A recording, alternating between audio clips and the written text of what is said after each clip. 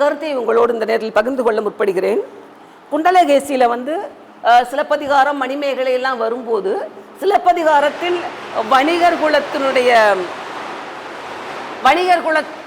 ஒரு வணிகருடைய மகளாகத்தான் கண்ணகி இருந்தாள்.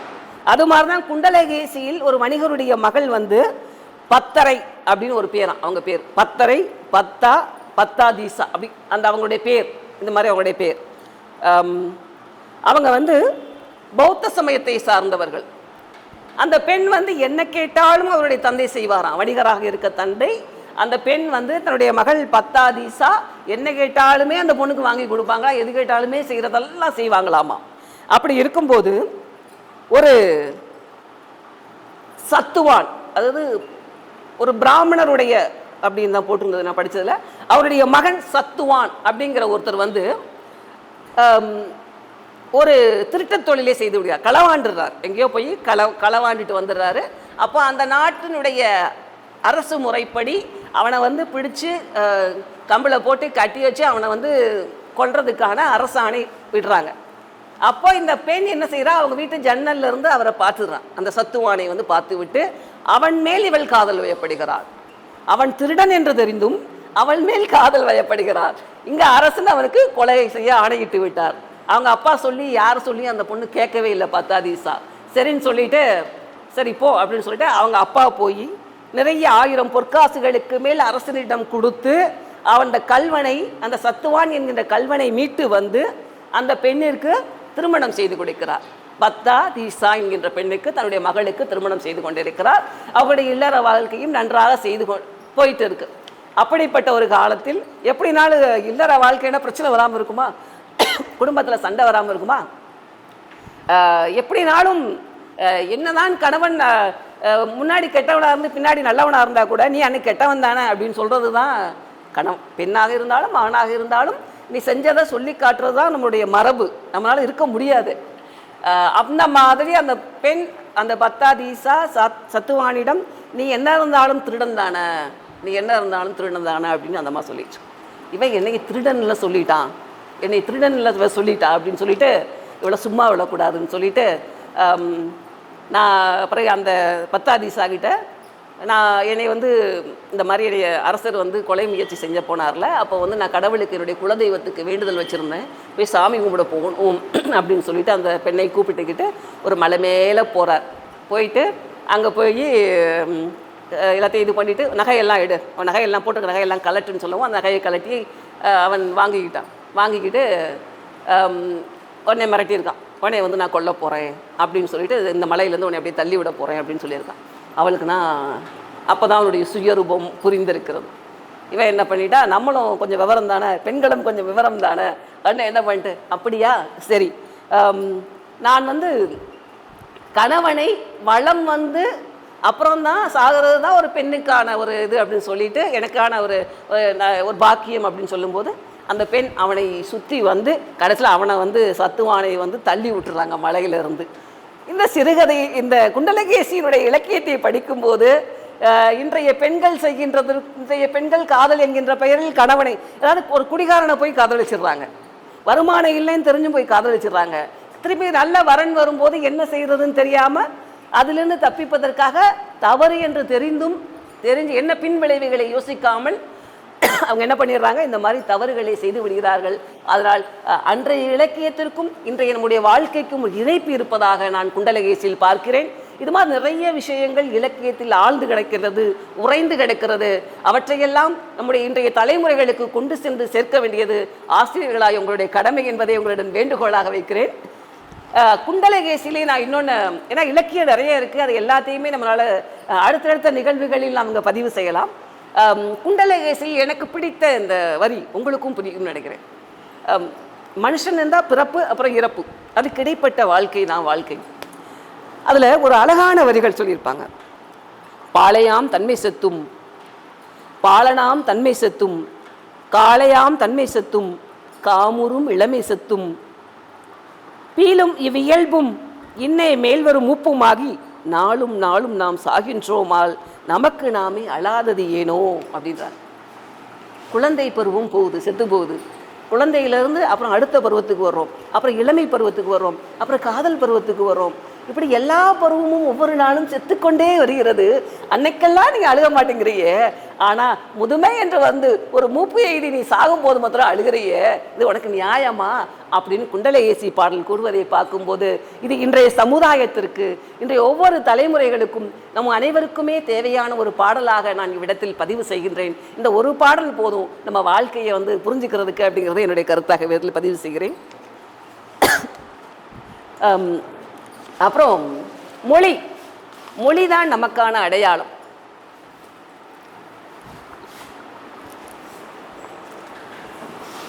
நம்முடைய மொழி சங்ககாலம் தொட்டே நம்முடைய தமிழ் மொழி வந்து தொன்று நிகழ்ந்தது அனைத்தும் உணர்ந்திடும் சூழ்கனை வாணர்களும் இவள் என்று தோன்றினள் என்று உணர்ந்திட முடியாதவளாம் நம்முடைய தமிழ் மொழி. யாமறிந்த மொழிகளிலே தமிழ் மொழி போல் இனிதாவது இங்கும் காணோம் என்று பாடினான் மகாகவி பாரதி. தமிழுக்கு அமுதென்று பேர், அந்த தமிழ் எங்கள் உயிருக்கு நேர் என்று பாடினான் பாரதி. இவ்வாறு நம் மொழிக்கென்றே தனியான சிறப்பு உண்டு. அதனால தான் நம்ம மொழி போராட்டம் நடத்திட்டு இருக்கோம். நம்முடைய மொழியை நாம் காக்க வேண்டியது நம்முடைய கடமை அப்படின்னு சொல்லிட்டு எத்தனை மொழிகள் வேண்டுமானாலும் பேசலாம். ஆனால் தாய்மொழிக்கு நாம் தாய்மொழியை நம்மிடமிருந்து விட்டு விலகி செல்லக்கூடாது அப்படிங்கிறது தான் நம்முடைய முக்கியம்.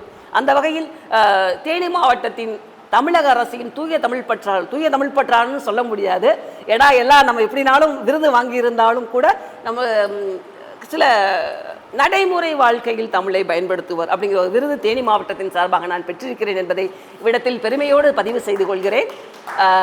பெருமை என்பதை விட அதுபோன்று நம்ம கூட இருக்கிறவங்களையும் வழக்கு மொழியோ வட்டார மொழியோ ஆங்கிலம் கலவாத தமிழ் மொழியில் பேச முயற்சிக்க செய்ய வேண்டும் என்பதை ஒரு வேண்டுகோளாக, விருதாளர் என்கின்ற வேண்டுகோளாக உங்கள் முன் நான் வைக்கிறேன்.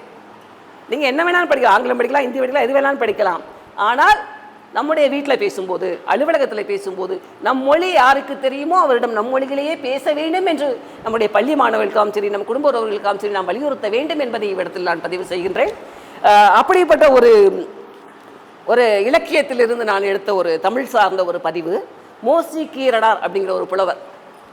அவர் ஒரு புலவர். முன்னாடிலாம் புலவர்கள் தங்களுடைய வாழ்வாதாரத்திற்காகவும் பாடல்கள் பாடி அரசரிடம் சென்று பரிசு பெற்று வருவது நம்ம எல்லாம் பார்த்துருக்கோம். அது மாதிரி நிறைய பெண்பார் புலவர்கள்லாம் நிறைய இருந்திருக்கிறாங்க.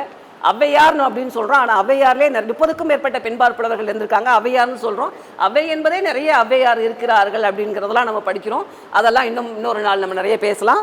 மோசி கீரனார், ஏன்னா தமிழ் மொழிக்கு நாம் இந்த சிறப்பு, நீங்கள் முதல் நாள் தொடக்கம் இந்த மொழியை வலியுறுத்த வேண்டியது நம்முடைய கட்டாயம்.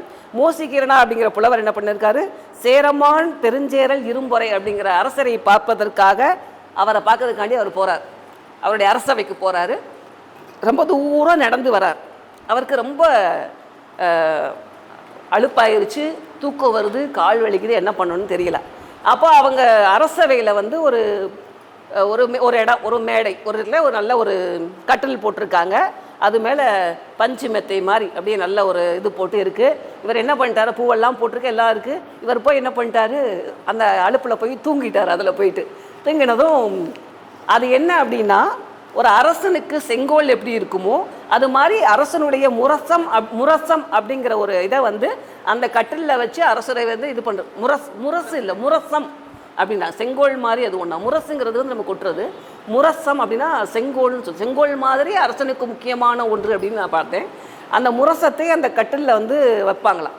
வச்சு பாதுகாக்கிறது தான் அந்த ஒரு இடம். ஆனால் அந்த வரும்போது அந்த முரசத்தை அவங்களுடைய படை தளபதிகள்லாம் அவங்க எடுத்துகிட்டு போய் அதை தூய்மைப்படுத்துக்காக எடுத்துகிட்டு போயிருக்காங்க.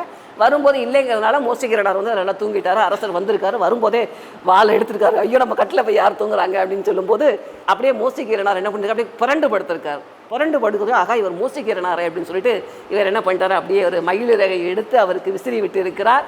அது தெரியாமல் மோசி கீரனார் உறங்கி கொண்டே இருக்கிறார். திடீர்னு முடிச்சு பார்த்தா சேரம்மான் பெருஞ்சேரல் இரும்பொறைகிற அரசர் அவர் இது பண்ணிட்டு இருக்கார். அவர் பார்த்து, ஐயோ இது தெரியாமல் நான் படுத்துட்டேனே, என்னை மன்னிச்சிருங்க, இதில் இருந்தோன்னா கொண்டுடுவேங்களே அப்படின்னு சொல்லி அவர் கேட்கும்போது அந்த அரசர் என்ன சொன்னாராம், தமிழுக்காக நீங்கள் வாழ்கிறீர்கள், உங்கள் தமிழருக்காக நான் தொண்டு செய்வதை பெருமிதமாக கொள்கிறேன் என்று சொல்லி அந்த அரசர் தோள் மேல் தோள் போட்டு அழைத்து சென்றார் என்பதை படிக்கும்போது மொழிக்கான முக்கியத்துவம் எந்த அளவிற்கு சங்க காலத்தில் இருந்தது என்பதை நான் உணர்ந்து கொள்ளும் போது உணர்வு பூர்வமாக நமக்கும் அந்த மொழிப்பற்று வேண்டும் என்பதை நான் உணர்ந்து கொண்டேன். அதை உங்களோடும் பகிர்ந்து கொள்வதில் பெருமகிழ்ச்சி அடைகின்றேன். நிறைய மனிதநேயம், அறம் செய்தல், விருந்தோம்பல், இந்த மாதிரி நிறைய திருக்குறளையும் சரி நிறைய நூல்களில் நாம் படிக்கிறோம். அதாவது தனக்கு மிஞ்சினதான் தான தர்மம்னு நம்ம சொல்லுவாங்க. ஆனால் அரசர்கள்லாம் வந்து எப்படி இருந்திருக்காங்க அப்படின்னா, புறாவுக்காக தன்னுடைய சதையை கொடுத்தா சிபி சக்கரவர்த்தி, அது நமக்கு தெரியும். அப்புறம் பசுவுக்காக தன் மகனையே தேர்காலில் ஏற்றுக்கொண்டாள் மனுநீதி சோழன். இந்த மாதிரி நிறைய உதாரணங்களை சொல்ல நமக்கு வந்து ஆச்சரியமாக இருக்கும். ஏன் அரசர் தானே, அவர்களை வந்து ஒரு பசுவுக்காக எவ்வளவு வாயில்லா ஜீவனுக்காக எவ்வளவு தூரம் அவர் இறங்கி வந்து செஞ்சிருக்கார் அப்படின்னு பார்க்கும்போது இப்படியெல்லாம் மனிதர்கள் இருந்திருக்கிறார்கள், இப்படியெல்லாம் வாழ்ந்திருக்கிறார்கள். அவர்களுடைய ஈரம், அந்த ஈர நெஞ்சம் நமக்கு கொஞ்சமாவது வேண்டாமா அப்படிங்கிறதை உணர்த்துவதும் இலக்கியங்கள் தான். கல்வியை பற்றி நிறைய கல்வி வந்து தான் நம்ம அனைவருக்குமே அவசியம்.